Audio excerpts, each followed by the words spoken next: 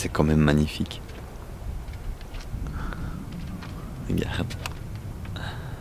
Tout ça à 360 degrés.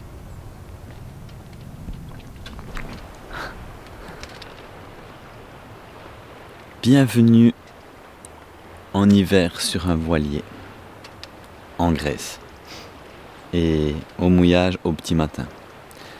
Mais tu verras que dans cette vidéo, j'ai pas été qu'au mouillage, j'étais aussi au port parce que ça fait partie aussi du jeu lorsqu'il y a des tempêtes et aussi des fois tu as des choses à faire sur ton bateau. Donc le port c'est quand même très pratique, mais je t'avoue que je suis pas quelqu'un qui aime qui aime rester au port. Il y a le soleil qui arrive juste derrière. Je crois qu'il est 6h30 du matin. Il y a ce petit vent frais là. Le calme. Il y a même encore la lune. Et ce qui est magnifique, c'est ce miroir, c'est l'eau, tu sais, ça fait ces petites vagues et ce reflet un peu comme si c'était de l'huile. C'est grandiose. Et ça fait du bien. Ouais.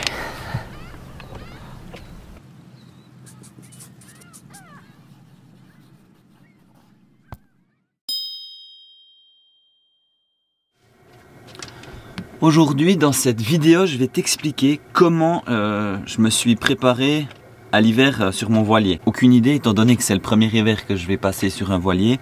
Comme je l'ai dit dans d'autres vidéos, je vais probablement de temps en temps laisser mon voilier dans un port et bouger. Mais il fallait quand même que je le prépare pour être confort et bien pour passer l'hiver. Alors en Grèce, il fait pas forcément très froid, mais le problème l'hiver en bateau, c'est l'humidité.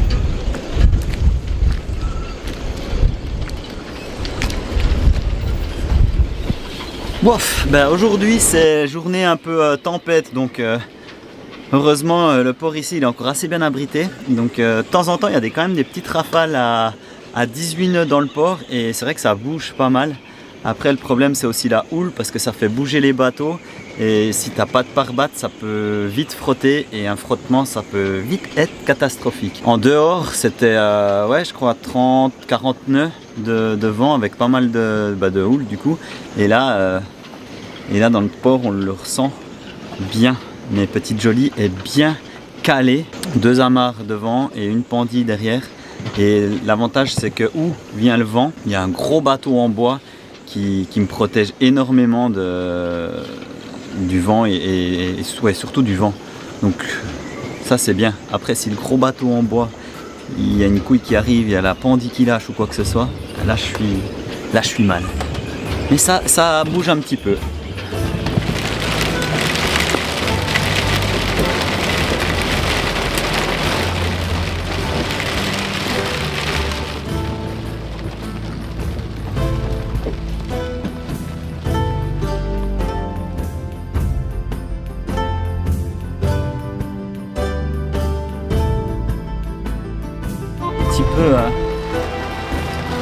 La petite ambiance qu'il y a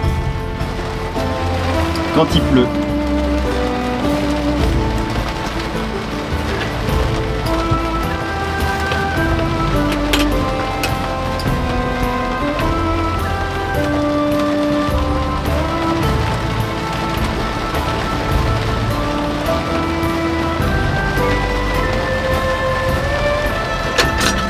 Et c'est là que c'est important, surtout quand tu vis dans un petit espace, d'être bien.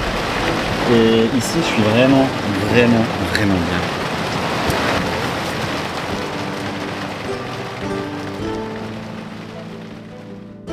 Sur le bateau en hiver, tu fais des choses, il y a souvent, tu vois, grosse tempête, pluie, après grand soleil, grosse tempête, pluie, et puis du coup, chaque fois tu sors tes affaires, tu fais quelque chose, du coup tu reviens dans le bateau, tu te chilles un coup, et là justement, je suis en train de me faire un bon petit plat, et je voulais te montrer. C'est, attention, des légumes.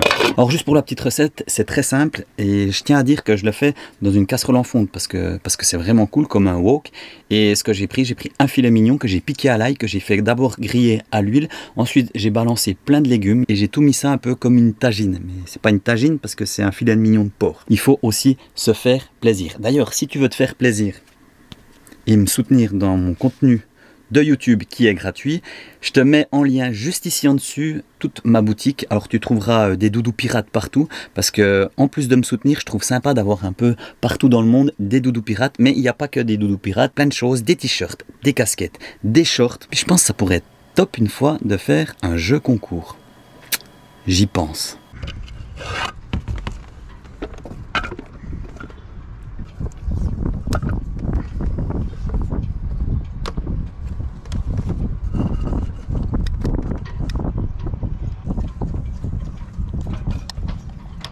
Je suis en train de faire un petit check-up de mon encre, de mon système de mouillage.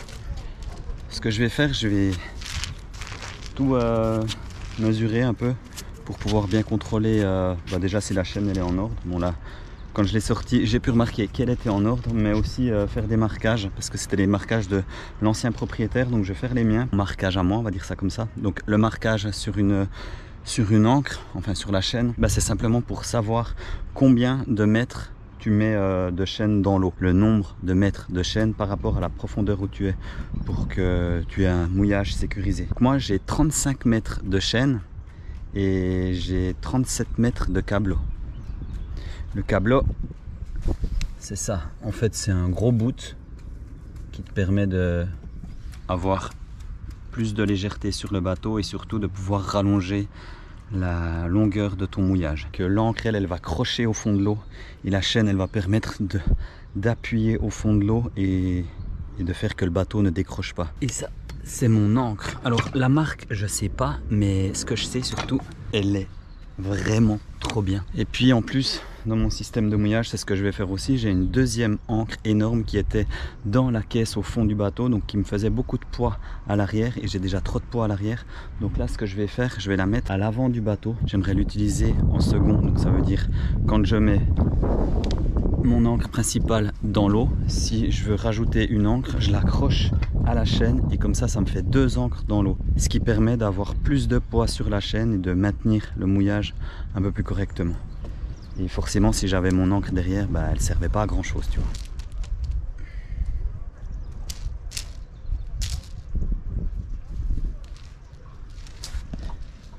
Dans Petite Jolie, j'avais aussi des fuites. C'était léger. Là, normalement, c'est bon. Maintenant, c'était des petites plaques où il y avait des vis qui traversaient. Puis forcément, je pense aussi la condensation, une petite infiltration. Donc ça, je l'ai réparé. J'ai mis du gel coat. Et étant donné que j'avais des petites gouttes d'eau, en plus de ça, l'hiver avec le froid, le chaud, il y a un petit peu d'humidité. Donc ça, c'est quand t'enlèves, mais quand t'enlèves, faut mettre quelque part. Et ça, c'est quelque part. C'est sur le bateau. Donc tu profites du petit vent avec le soleil pour pouvoir aérer, secouer puis nettoyer. Nettoyage d'avant-hiver. Ça prend vite du temps. Et puis c'est clair que si tu ne le fais pas, l'humidité dans un bateau, c'est quand même assez... comme dans un véhicule, forcément, quand toi, tu es dedans et que tu as une aération, mais qui est petite, et qu'il fait froid dehors et chaud dedans, ça te crée de la condensation. C'est bien pour ça que j'ai installé un petit chauffage auxiliaire Webasto et c'est ce que je conseille tout le temps. L'idéal, c'est le poêle à bois avec un ventilateur que tu poses dessus et qui fasse un petit peu d'air. Et après, je pense que le chauffage diesel air pulsé, c'est super pratique parce que ça te sèche l'intérieur de ton logement. Un chauffage au gaz, typiquement, ça va chauffer, mais ça va pas sécher. Il faut vraiment quelque chose avec de l'air pulsé. Bien entendu, je fais pas ça tout le temps, hein, parce que là il faisait beau. Et surtout, voilà, je l'avais jamais fait.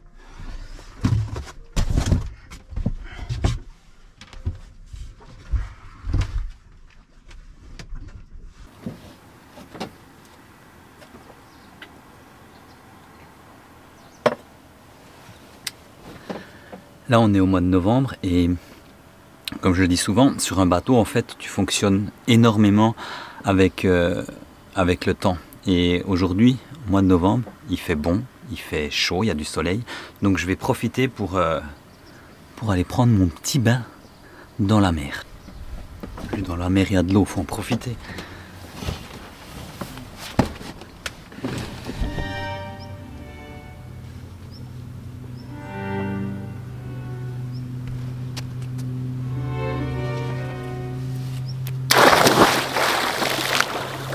Alors, un petit peu moins chaud que l'été. Alors si jamais, pour info, quand je suis sur le bateau, en général, je me lave uniquement avec l'eau de la mer. J'ai de la chance parce que l'eau salée, c'est pas un problème pour moi. Et j'ai un savon qui est un savon naturel, mais j'avoue que c'est pas le top parce que j'ai l'impression, c'est con à dire, hein, mais que quand j'utilise mon savon, ça fait un peu comme si ça me séchait la peau, tu vois. Donc si, je crois qu'il existe des savons pour l'eau salée, donc si tu as des infos là-dessus, n'hésite pas à me le mettre en commentaire. Et puis sinon, c'est ma plus grande piscine que j'ai eue et ma plus grande baignoire que j'ai eue de toute ma vie. La mer. Aïe, il y a des rochers ici, puis des oursins. Wow. Alors je dois avouer que les jours où il fait vraiment pas beau, bah je me lave pas. C'est quand même trop bien de se dire que t'es en mi-novembre et que tu te baignes dans la Méditerranée. C'est plutôt cool.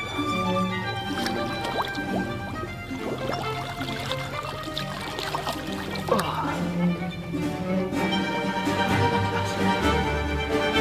Pas très chaude, hein, moins chaude. Alors c'est clair qu'on n'est pas aux températures de l'été, mais ça va. On va pas se plaindre.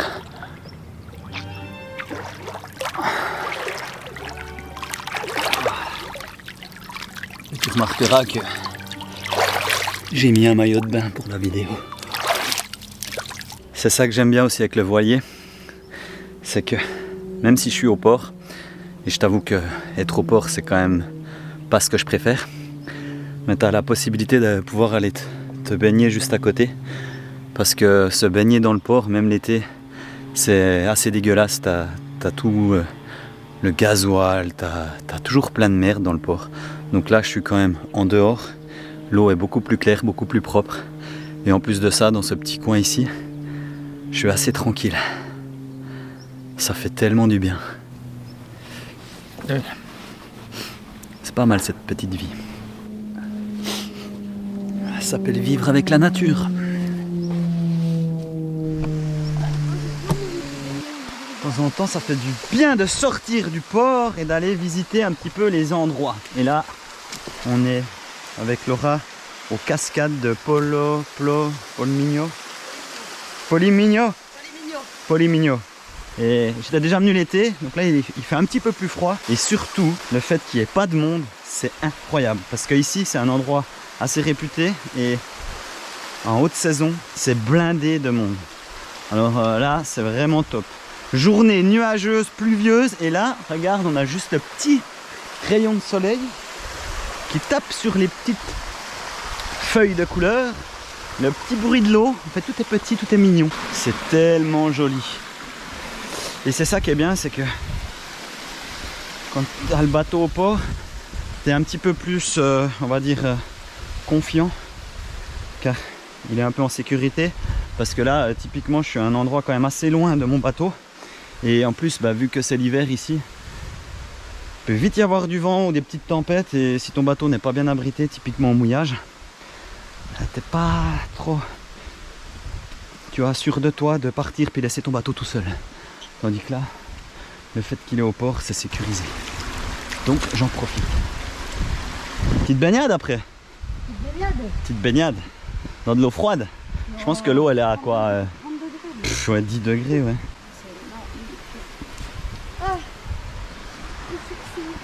Laura, qu'as-tu pensé de la Grèce?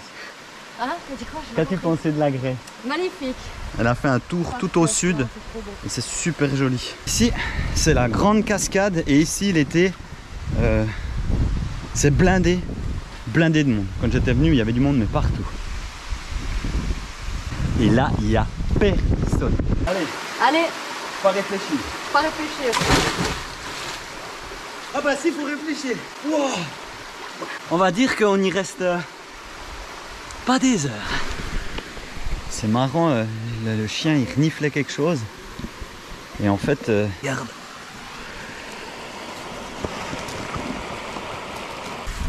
Donc il y a des crabes d'eau douce. C'est marrant. Petite visite au marché ouvert de Kalamata. Ça va faire du bien d'avoir des petits fruits et légumes pas trop chers. Et puis c'est toujours sympa de visiter les marchés locaux. Ah.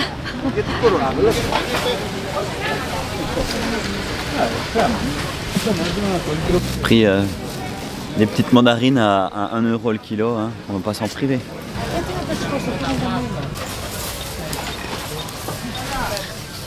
Petits fruits secs pour l'hiver.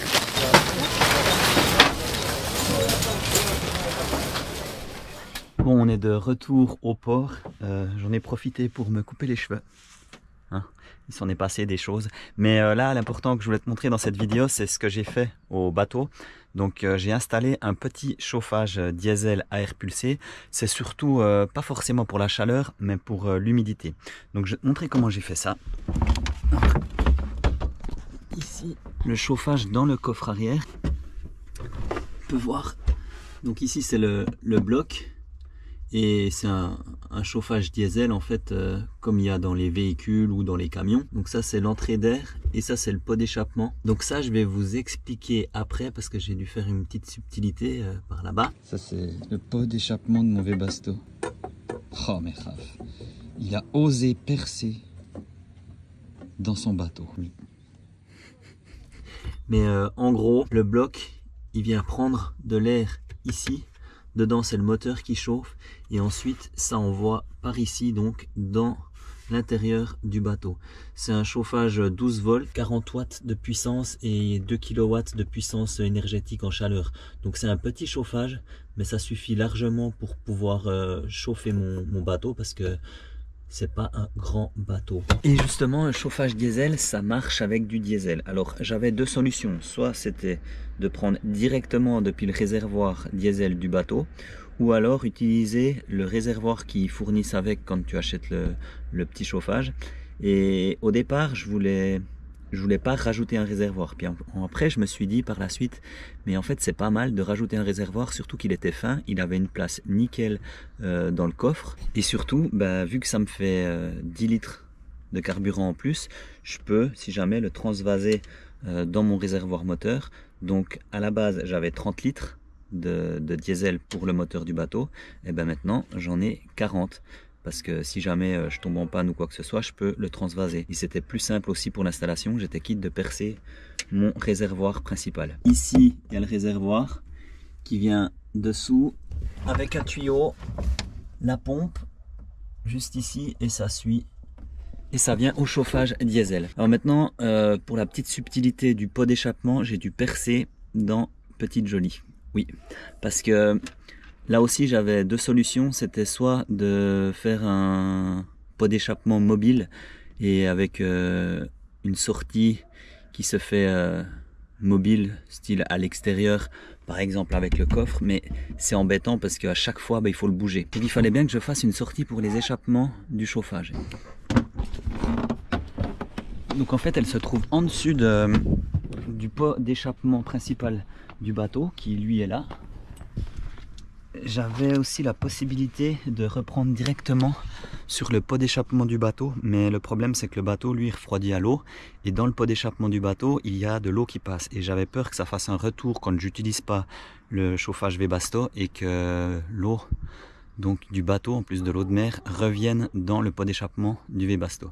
Donc ce que j'ai fait, j'ai percé, j'ai mis un joint donc haute température tout autour. J'ai percé un petit peu plus large que le pot d'échappement pour justement que le joint il fasse aussi pont thermique. Et puis en fait pour le pot d'échappement, quand je l'utilise pas, je mets un simple bouchon pour pouvoir boucher le trou pour pas qu'il y ait de l'eau qui rentre. J'ai testé sur des fois 2 jours entier à faire tourner le Webasto non-stop. Il n'y a rien qui chauffe, il n'y a rien qui brûle. Tout fonctionne très bien. Maintenant, le retour que j'ai pas, c'est au sujet de si une fois je suis au mouillage, qu'il y a des grosses vagues qui viennent contre le pot d'échappement, s'il y a de l'eau qui rentre dans le pot d'échappement. Si de l'eau elle entre dans le pot, vu que le pot d'échappement est plus bas, et l'eau devrait sortir avant d'entrer dans le pot d'échappement. Et le petit coup d'ici, c'est simplement parce que ça c'est mon pot d'échappement du bateau et il fallait que je passe en dessus et non en dessous. Et la partie intérieure maintenant, bon, c'est très simple, hein, depuis le boîtier, il y a un tube qui part, qui est sous la couchette cercueil, on le voit ici, passe là, et il vient simplement se mettre juste à l'entrée ici. Pour une chose à dire, ce que j'ai fait une rallonge ici, donc je peux enlever là, comme ça, et j'ai pris un tube qui est ici libre, que je peux mettre dans la bouche ici, et ça, je peux le faire ramener jusqu'ici devant la cabine. Uniquement pour sécher la cabine à l'avant si c'est un peu humide, parce que j'aime bien en fait dormir, pas forcément quand il fait trop chaud, tu vois. Donc c'est simplement une rallonge de tuyau que je peux mettre là où j'ai envie, là où c'est humide, et c'est très pratique, ça prend pas de place, et puis voilà. Ça, c'est un petit cadeau pour toi ma puce.